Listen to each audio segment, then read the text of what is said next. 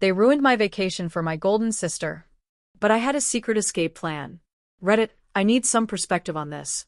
I need advice with my family predicament, which has been accumulating for decades. It's a long one, but despite growing up in a seemingly typical suburban Massachusetts family, I, 35F, have always struggled with this particular dynamic. The golden child has always been my older sister, Kate, 42F. Our home has been a monument to Kate's life since I can remember, with every wall adorned with her accomplishments and every discussion focused on her life. My parents were too busy getting ready for Kate's college interviews to buy a cake for my 10th birthday, which I can still clearly recall. They even attempted to pass off Kate's leftover graduation cake, which still had her name on it, as my birthday cake. As I grew up, Kate's accomplishments eclipsed every significant event in my life. Kate had recently been selected to the debate team, so my parents were hardly aware that I had made the honor roll in middle school. Kate had to tour a college campus, so they were unable to attend the ceremony when I won a local painting competition in high school. Knowing that expressing my accomplishments would only elicit a brief "that's nice, dear" before the topic of Kate was brought up again, I learned to celebrate them in private in my room. Even our possessions revealed the priorities of our family. The newest technology, stylish clothing, and everything Kate needed for her many extracurricular activities were always in her room. In contrast, my room was filled with hand-me-downs. When I expressed interest in taking music lessons, I had to make do with Kate's abandoned violin, her old clothes, and her old school supplies. I had trouble playing the violin since it was too large for me. We already spent so much on Kate's piano lessons this year, my mother responded in response to my request for a suitably sized one. All the way through high school, the trend persisted. I was forced to use borrowed library books to study, while Kate received private instruction for her SATs. My parents took out a loan for her to buy a car for college. They advised me to take the bus when I needed assistance getting about. Kate's needs and desires were at the center of every financial choice, family discussion, and holiday preparation. It was really difficult in college. With the full backing of our parents, Kate had earned her degree from a renowned university. They could only agree to pay half of the tuition at a public school when it was my turn. They clarified, "We're still paying off Kate's student loans, you'll need to figure out the rest on your own." In order to make ends meet, I worked 2 part-time jobs while I was a student, frequently dozing off over my textbooks. Kate, in the meantime, was beginning her career at a position our parents had helped her land through their contacts. 7 years ago, Kate got married and everything changed, or rather, grew worse. For a whole year, our family's whole attention was on the wedding, her ideal wedding, which included a designer gown, an opulent location, and a guest list of more than 300. My parents took out another loan, despite their concerns about the payments. I recall overhearing them in the kitchen one evening, insisting that nothing was too good for Kate's special day. Was there ever any question that she was her maid of honor? I was supposed to coordinate bridal showers, plan a lavish bachelorette party, and manage any minor emergencies that arose. My mother told me, "Don't be selfish, Elizabeth. This is your sister's special time." When I expressed how stressed I was with juggling these obligations while working a full-time job, the twins followed. Our parents were ecstatic when Kate revealed she was expecting twins, even though they were still repaying the wedding loan. They contributed to the down payment on a home close to them. I witnessed them spend their retirement money, which they claimed they couldn't access when I needed assistance with college. On the day they signed those documents, however, they claimed that this was different. "This is for our grandchildren." Who was the default babysitter, you ask? Yes, I do. It started out as sporadic babysitting. The request, "Elizabeth, could you watch the boys for a few hours?" became a weekly ritual, which was later extended into evenings whenever they had appointments. My parents were in favor of this arrangement, stating, "This is what family does." Kate and her husband Jack, 43, assumed that I would always be there to assist them. Whenever I attempted to object, even while I adore them, the twins, who are now active 7-year-olds, are draining. The routine is the same every weekend. Kate unexpectedly drops them off at my place, usually with a pretext that she needs me time or has essential errands to run. The lads run amok, transforming my tiny apartment into a catastrophe. Kate starts crying about how overwhelmed she is when I try to set limits or ask for advance warning, and my parents criticize me for not being supportive. I put in a lot of overtime to establish myself in the marketing industry. I recently received a promotion offer that would involve greater hours and more travel. My mother remarked, "But what about the twins? Your sister needs you here." Kate added, "You can't take that job, Elizabeth." who will help me with the boys. When I brought up this topic during a family dinner in the hopes of receiving some congratulations, it seemed as though my time, profession, and life were completely irrelevant. My father adds, "Family should come first, Elizabeth." My mother always responds, "Your sister has 2 children to look after. You don't know what tired really means." When I tried to explain how overwhelming it all is, Kate accused me of being envious of her life and her kids. She replied, "You're just bitter because you're still single," as though my marital status were the only factor that determines my value as a person. After a particularly demanding weekend with the twins, I made the decision to finally treat myself to a beach vacation last month. They had successfully damaged my laptop and left permanent markings on my couch. I knew I needed a vacation. I discovered a small, unpretentious resort in Florida that was ideal for a tranquil retreat. My mother's eyes glowed when I brought it up during our weekly family supper. "Oh, that's perfect. We should all go together. The twins would love the beach." Before I could protest, Kate had already begun organizing events. She stated, "You can take the boys swimming while Jack and I have some alone time," as though my trip would naturally turn into a time for them to be looked after in exchange for my assistance with the twins. Of course, my parents even offered to upgrade my reservation to a superior resort where they would all stay, totally disregarding the fact that this was meant to be my vacation. They began organizing activities and outings centered around what the twins would like. I made a choice that would alter everything. While I was lying in bed that night, I reserved a separate resort on a quiet little island. I kept the change and plans a secret from everyone. Silently, I began preparing by scheduling time off work, packing my things covertly, and ensuring that my emergency fund was available. Even though I know it's dishonest, I simply couldn't stand it any longer. At the airport, they will be separated from us while I board my flight to another location. They will be traveling to Florida. I've disabled location sharing and I'm ready for the inevitable criticism. Yes, I am aware that there will be drama. Yes, I am aware that they will be upset, but I want to prioritize myself for the first time in my life. I've been the dependable sister, the ideal daughter, and the always available aunt for 35 years to meet my family's expectations.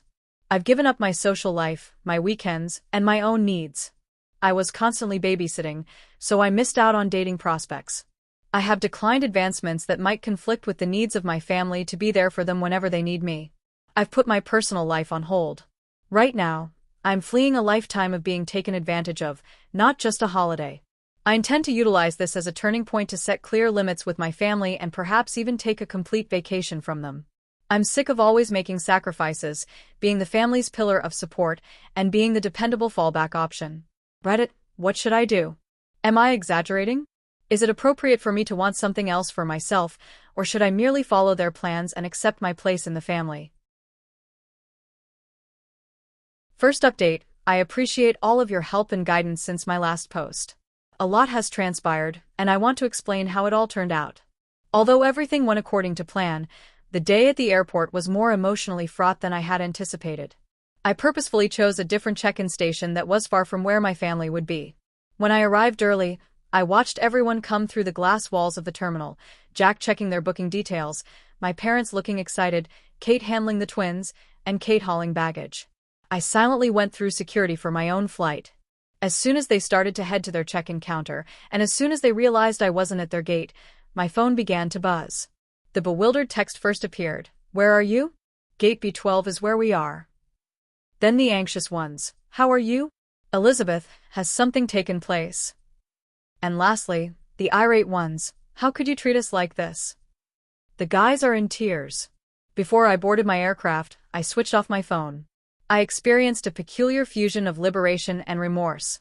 For the first time in years, I had lived with that guilt for the majority of my life. However, freedom, it was exhilarating. And it was new. The crowded tourist destination they were going to was nothing like the little island where my resort was located. Years of strain vanished the instant I set foot on the beach.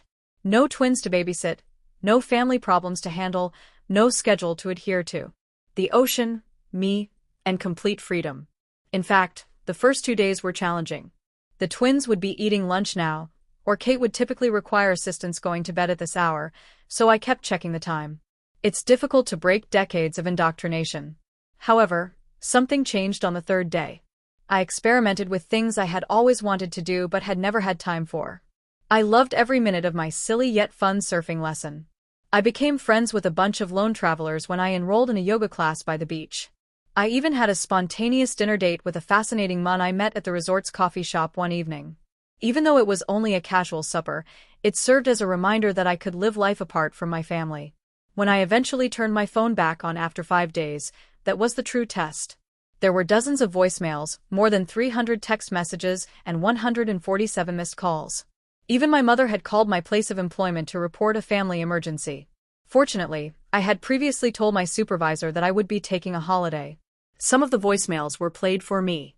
My mother's tone changed from one of concern to one of rage to one of manipulation. "Elizabeth, how could you leave your family in such a way? The twins are inconsolable. Did we raise you this way?" Even worse were Kate's messages. "You've ruined everything. The lads are persistent in their request for Aunt Lizzie. I can't handle meetings by myself, so Jack had to shorten them." However, one message struck a different chord. My father sent it, and he seemed unsure. "For once, Elizabeth, please let us know you're safe. Even though I don't understand what's happening."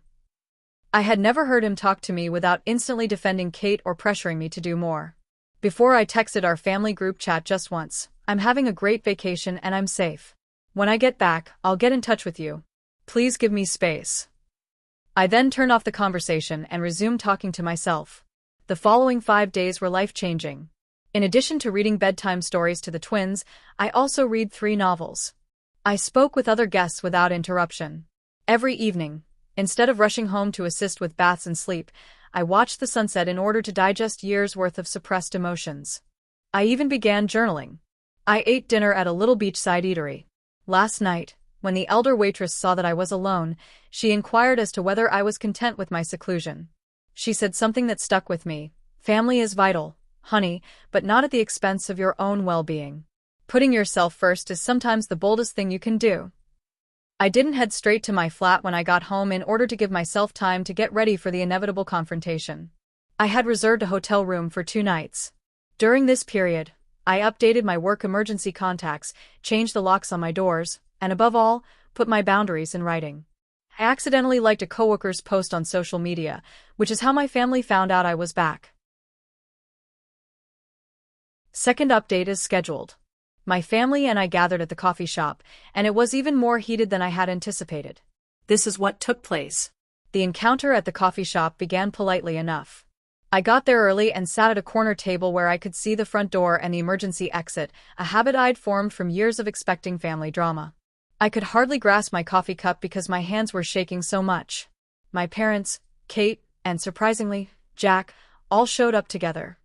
"I am glad there are no twins." I raised my hand and said what I had practiced before they began their planned speeches. "I'm establishing boundaries, and they can't be negotiated." The 2 hours that followed were a masterclass in manipulating emotions. Kate started crying as she described how my absence had traumatized the twins. My mom attempted to instill guilt with, "Following all that we have done for you." Unexpectedly, Jack tried to mediate by offering a compromise in which I would only see the kids every other weekend. For the most part, my dad sat quietly and uneasy. Kate's statement, "You're being selfish. Family means sacrifice," was the pivotal moment. Something broke inside of me. Clearly but calmly, I responded, "Yes, family means sacrifice, but it's supposed to go both ways. When was the last time any of you sacrificed anything for me?" The ensuing hush was deafening. I revealed everything for the first time. The years of being Kate's second-best friend, the unfair financial treatment, and the ongoing belief that my life and time were not as valuable as theirs. I then showed them my calendar for the previous year, with every weekend designated for babysitting and every holiday tailored to their requirements.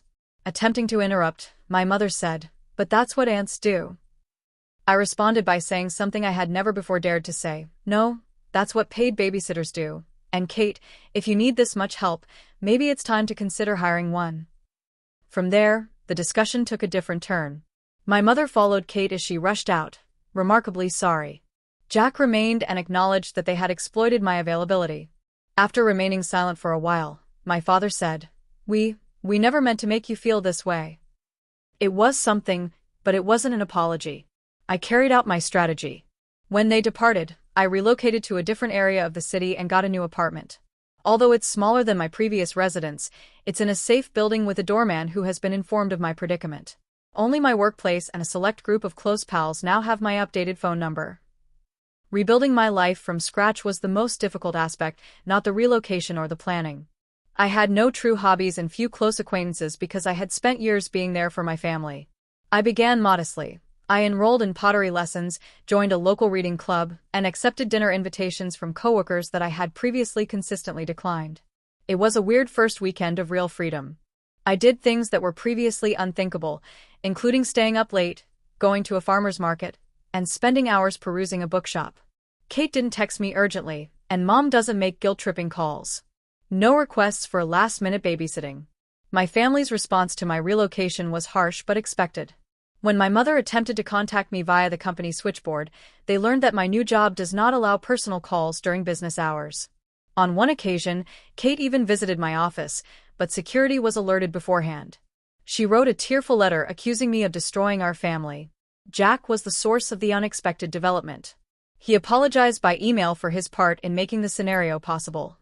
At first, Kate objected to him taking the twins to events on the weekends, but she has since come to terms with it. It's a minor yet important modification. My folks are having a hard time adjusting. Dad occasionally texts, usually in an embarrassing attempt to strike up a conversation. Mom fluctuates between angry outbursts and icy quiet. She left a voicemail last week stating, "When you're done with this rebellion, we'll welcome you back." This isn't a phase, and she doesn't get it. My new reality is this: without regular family interruptions, work has significantly improved.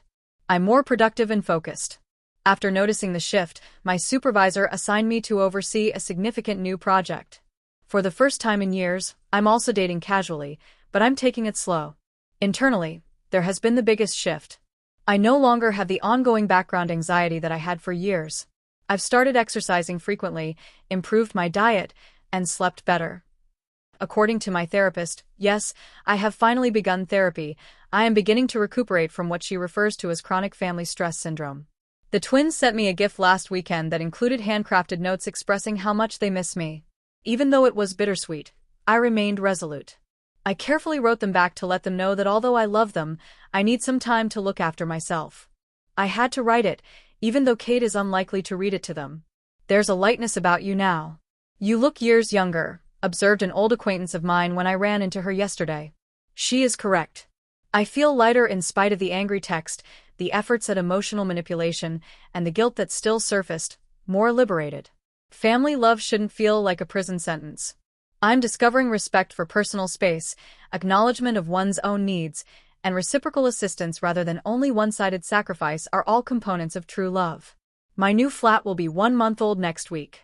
This is the first time I've ever dared to throw a tiny housewarming celebration, only a few buddies from pottery class, book club, and work.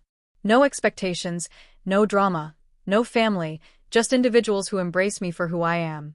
I'll provide another update soon. I'm grateful to Reddit for giving me the confidence to make a life shift. Final update.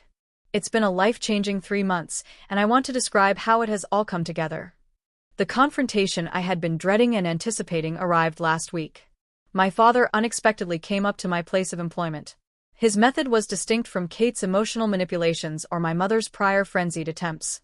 When he asked if we could have lunch together, he was composed, even resigned. We got together at a peaceful eatery close to my workplace. For the first time in my life, he truly saw me as his daughter, not as Kate's sister or the family's fallback option. He remarked, "You look healthy," in a startled tone, happier. The fact that he hadn't seen my discontent for years weighed heavily on the observation that lingered between us. The family had presented him with a proposal. They were prepared to make concessions if I agreed to take back my place in the family. I could have every other weekend off. He went on to say they'd even pay for my time with the twins, as though making money off of the commitment would make it more alluring. They still didn't understand, I realized as I looked at him across the table. They did not view my independence as a basic right but rather as a negotiating chip. "Dad," I replied, "I'm not negotiating my freedom. I'm living it." The conversation that ensued was the most candid one I have ever had with my father. I described how their incessant focus on Kate had impacted me emotionally, as much as practically. I told him about memories he had forgotten or had never noticed, dreams disregarded, accomplishments overlooked, and birthdays neglected. His reaction was surprising. He sat for a long time in quiet, not making the normal defense of their decisions. At last, he stated, "We thought we were doing what was best for the family. We never saw how much we were hurting you." Although that wasn't quite an apology, it was the first time I had ever been acknowledged. When he inquired about my new life, that was the true turning point. He paid attention for the first time as I discussed my pottery lessons, my job advancement, and the new acquaintances I had made. Even though it was not flawless, I showed him pictures of a vase I had built. I was shocked by what he said next. "You seem to have built a good life for yourself without us." Both the recognition and the grief in his voice were genuine. We agreed at the end of lunch that nothing would ever be the same again. He gave me my first sincere embrace in years as he bid farewell. "I hope someday we can be part of your life again, but on different terms." That exchange appeared to set off a final round of family strife. After learning of our lunch, my mother began a fresh round of emotional attacks. She has been informing family members that I need an intervention because I'm having a breakdown. Kate has been making passive-aggressive remarks about selfish sisters and broken families on social media because she feels deceived by our father's approval of my decisions. The difference is that none of it has the same impact on me as it formerly did. I've gained a viewpoint from my new life that I didn't have previously. Their actions, in my opinion, are an attempt to keep control over someone who has finally gained their freedom. My new flat seems like home now. My attempts at pottery and pictures of my chosen family, friends who value my independence and respect boundaries, adorn the walls. I've begun teaching my less experienced coworkers at work, ending the vicious loop of toxic support that has long ensnared me. My connection with time has changed the most. I get to spend the weekends any way I want. I've started learning Spanish, joined a local hiking group, and even started dating someone who respects and values my limits. I'm creating a life for the first time that is true to who I am, rather than what my family demands of me. The twins sent me a homemade card last Sunday, which was obviously written under supervision. It was filled with regrettable statements about how much they miss their aunt. This would have previously led me into a downward spiral of uncertainty and remorse. Rather, I responded with a tender yet strong letter stating that although I may not be as involved in their everyday life, my love for them hasn't changed and that sometimes grown-ups need to look for themselves. According to my therapist, I am exhibiting what she refers to as post-traumatic growth, not merely moving past the past but creating something more robust and wholesome in its stead. She has assisted me in realizing that I am not responsible for resolving the dysfunction in my family. Yesterday was the most recent development. Jack, Kate's husband, contacted me to let me know that my stance has caused changes in their home. Not to place blame on me, but they finally recruited part-time help to assist with the twins, and he's become a more involved parent. Jack believes it's better for everyone, but Kate is having trouble adjusting.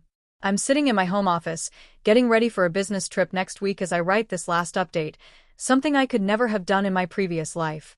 A framed quotation that speaks to my path is on the wall behind my desk. Sometimes the bravest thing you can do is set yourself free. I want to express my gratitude to everyone who supported me and followed my tale. You gave me the confidence to make my own decisions. If you're wondering if people in comparable circumstances are selfish for desiring their own lives, know that you're not. Being free is not selfish. Treating oneself is not unkind. Setting limits is not a sign of treachery. I have no idea how my relationship with my family may develop in the future. Perhaps one day, we'll discover a different kind of connection, one based on respect for one another rather than duty.